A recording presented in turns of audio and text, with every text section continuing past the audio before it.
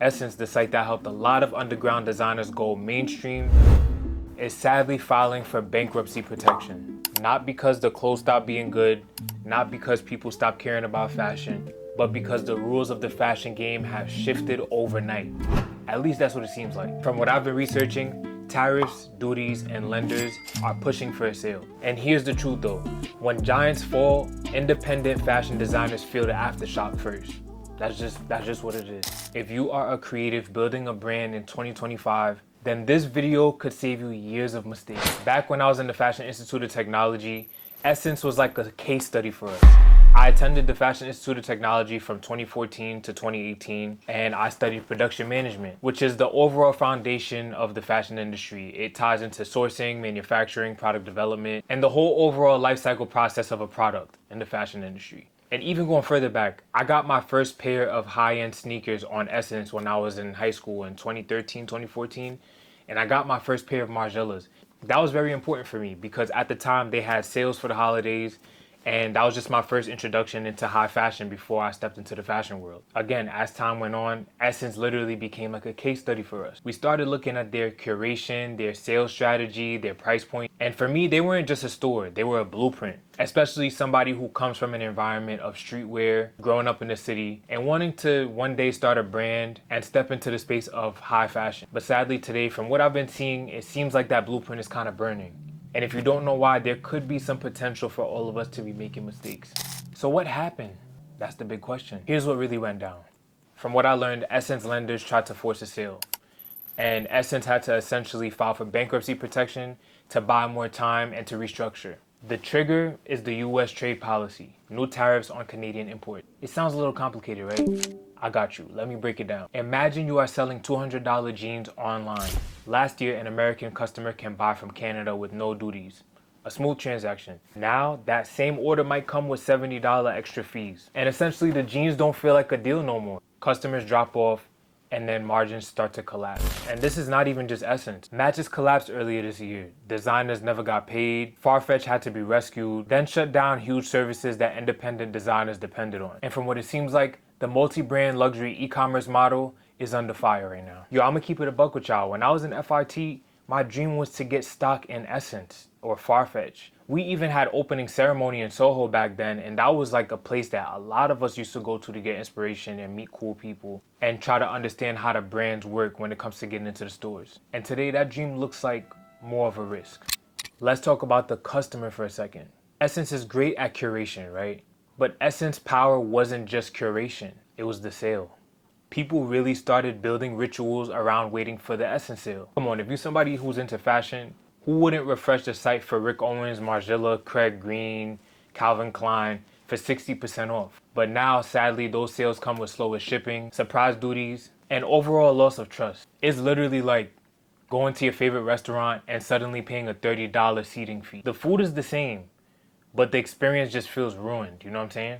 Culturally, Ssense is massive. That's a fact. They made avant-garde designers more visible, and they gave independent designers a global stage. We can't forget that they hold a lot of weight for that. And to be honest, y'all, like when a platform like Ssense stumbles, it's not just a business story to me. It's honestly a cultural one. Ssense was a strong pipeline for new talent, and now it's in jeopardy, man. But here's the bigger picture though. Over the course of history, we've seen that fashion retail goes in phases. In the 90s and the early 2000s, we had magazines and boutiques like Colette. Now, I'm not gonna lie, I think the 90s was the best time in history. I'm saying that because I'm a 90s baby. In the 2010s, we got introduced to Instagram and Tumblr. Now, I'm not gonna lie, that was a very pivotal time for a lot of us, especially me, because it created a whole world of creators who had very similar perspectives, and it essentially created a sense of community in streetwear. Now, from that bridge to the 2020s, we saw a rise of e-commerce giants like Ssense and Farfetch. And now we're entering the era of direct-to-consumer communities. We're going to be seeing a lot more smaller, I shouldn't even say smaller, more intentional, leaner, and more personal approaches to branding. To me, the department store era is fading, and honestly, the neighborhood studio era is starting to rise. By the way, real quick, let me know in the comments what era of fashion you love the most out of those three. I'm interested to hear your thoughts. So what do we do with this? Here's the playbook if you're a designer or creator in 2025. Number 1, price for reality. When you set your price, cover fabric, duties, shipping, and return. Back in FIT when I first started my brand, I made a jacket that costed about $35 to $40 in material costs, right? And then I priced it at $200. It looked great, it was fire. Until I realized that I hadn't factored in the shipping, the packaging, and all the other small details that made the product what it was. I especially didn't even factor in the time that it took to create the garment as well. And essentially my profit was gone before I even sold the piece. But that's why you have me.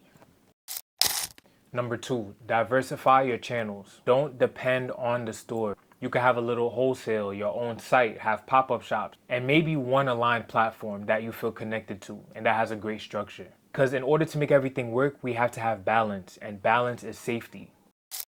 Number 3, protect your cash flow, y'all. A lot of y'all may know this, a lot of y'all may not. Ask the stockist for deposit. I knew some designers that were working with retailers or stores, and essentially some of their payments were late. And then what happens next is that they have to float the cost on their own. And that literally breaks a lot of companies. Imagine the upcoming designers who don't have the revenue to do that.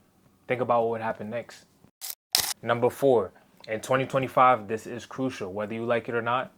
Content is currency. Again, content is currency. I took the leap of faith to become a fashion designer at the end of high school. I actually gave up my basketball dreams to do it because my fashion drawing teacher in high school saw a lot of potential in me and told me to apply to FIT. I got my bachelor's in production management, which is a business major, but I invested in a sewing machine and I learned how to sew by taking old garments apart and resewing them again. Spent a lot of time asking my peers questions, making a lot of mistakes, and buying pre-made patterns. Follow me for more. Don't just sell a hoodie and a shirt and that's it.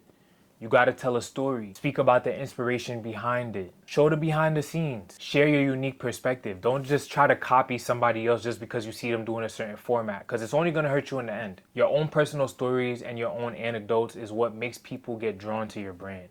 And that's what builds loyalty. Number 5, community beats coupons, bro.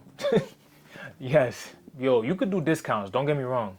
But instead of constant discounts, give the people who are loyal to you access.